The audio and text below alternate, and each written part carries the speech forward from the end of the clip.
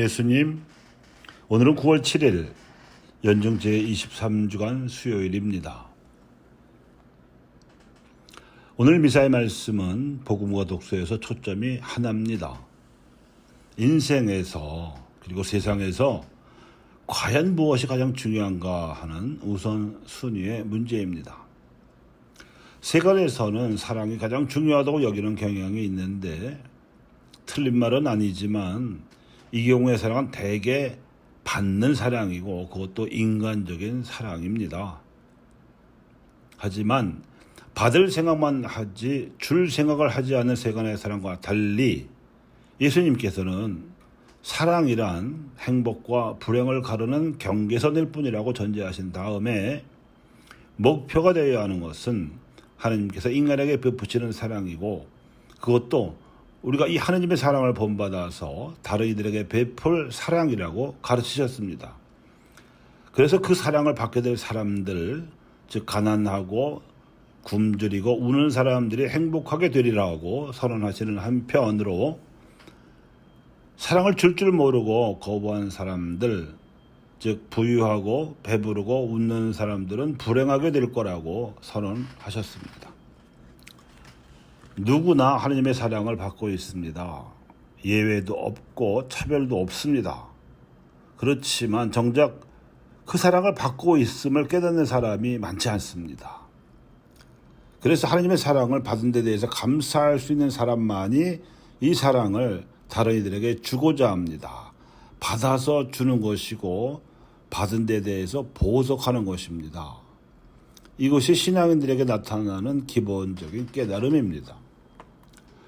그래서 예수님께서는 당신 제자들에게 세상에서 소외된 나머지 사랑을 받지 못하고 있는 사람들, 즉 가난하고 굶주리고 슬퍼서 울고 있는 사람들에게 나눠주라는 것이고 또 설사 그러다가 미움을 받거나 쫓겨나거나 모욕을 당하거나 심지어 중상까지 당할지라도 슬퍼하지 말고 오히려 기뻐 뛰놀아야 한다고 말씀하셨습니다.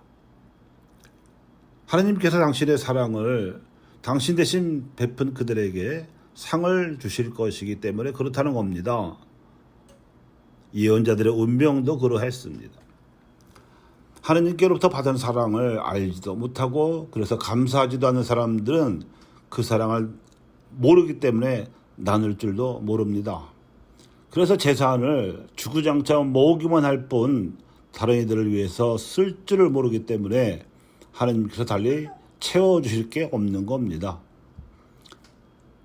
배고픈 이들의 고통을 공감하지 못하고 자기 혼자 배부르게 먹고 사는 사람들 역시 하나님의 사랑을 필요로 하지 않기 때문에 하나님께서만 주실 수 있는 사랑에는 굶주리게 될 것입니다.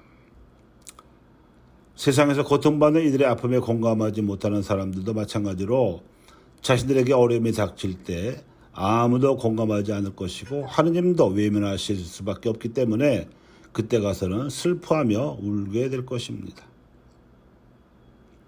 예수님께서 당신 제자들에게 하신 이 말씀은 실제 그분의 삶에서 우러나온 현실이었습니다.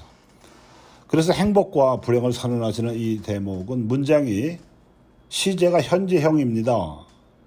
지금 굶주리고 우는 사람들과 지금 배부르고 웃는 사람들이 날카롭게 대비되어 나타나는 긴장감이 묻어납니다. 그분은 가난한 이들에게 다가가서 사랑을 나누어 주시며 그들이 하나님 나라의 현실을 체험하게 해주셨습니다. 여러 병고를 앓던 이들이 와서 치유를 받았고 막이 들려서 사람 노릇하지 못하고 고생하던 이들도 그분께 와서 해방을 얻었습니다. 또 그분은 굶주리던 사람들을 위해서 빵의 기적도 일으키셨습니다. 그러나 한 번 먹고 다시 배고파질 빵만 주신 것이 아니라 영원히 배고프지 않을 생명의 빵을 주셨으니 그것이 당신 자신의 생명이었습니다.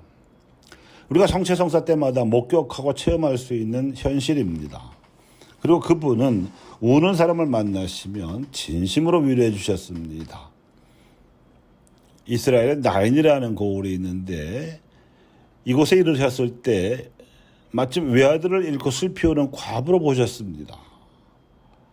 가엾은 마음이 드신 예수님께서 울지 마시라고 이러시고는 죽은 그 외아들, 이미 숨이 멎어서 장례 다 치르고 장지로 가는 상녀 행렬에 있는 그 죽은 외아들을 다시 살려주셨습니다. 어린 딸이 죽어서 슬퍼하는 회당장 야이로라는 사람이 있었는데, 그는 예수님께 쫓아와서 자기 딸을 구해달라고 청까지 했기에 그분은 그 딸도 다시 살려주심으로써 위로해 주셨습니다. 제자들이 그분의 죽음과 부활 이후에 사도가 되어서 예수 부활을 선포하고 다니자 대사제가 그들을 붙잡아서 매질을 한 일이 있었는데, 그때 그 사도들의 반응이 아주 이상했습니다. 엉뚱했습니다. 그들은 예수 그리스도의 이름으로 말미암아 모욕을 당할 수 있는 자격을 얻었다고 기뻐하며 최고의회 앞을 물러나왔는데, 이것이 바로 그들이 비로소 스승의 삶, 스승의 진심을 제대로 이해할 수 있는 경지에 이르렀음을 알게 줍니다. 스승이 감당하셨던 십자가의 삶은 바로 사랑을 베풀었기 때문이었음을, 그리고 이것이야말로 다가온 하느님 나라의 현실이요 부활하는 삶임을 그제서야 깨닫게 된 것이지요. 받는 사랑이 아니라 주는 사랑으로 다가온 하느님 나라에 대한 깨달음이었고, 이는 사도 바울에게도 마찬가지였습니다. 그래서 그는 고린도 교우들에게 하느님 나라와 부활의 현실이야말로 우리가 살아가는 이 세상에서, 또 우리가 영위하는 이 인생에서 가장 중요한 순위를 차지해야 할 일임을 역설한 것입니다. 그래서 인간의 관심을 현혹시키는 기혼이나 미혼 여부, 지금 우리가 가지고 있는 재산의 많고 적음의 여부 등 사라져가는 덧없는 이 세상의 조건들에 얽매이지 말고 예수 그리스도께서 선포하시는 하나님 나라의 현실에 집중하여 부활의 삶을 살아가라고 권고했다고 볼 수 있습니다. 받으려고만 하는 사랑이 아니라 주는 사랑을, 그것도 하나님께서 인간에게 베푸시는 그 사랑을 본받아서 나에게 되갚을 수 없는 이들에게 주는 사랑을 권고했던 것입니다. 교회 여러분, 무엇이 중한디 하는 유행어가 있었습니다만 세상에서 귀한 것은 하나님의 사랑입니다. 받는 사랑이 아니라 하나님의 사랑을 본받아서 주는 사랑이 중요합니다. 감사합니다.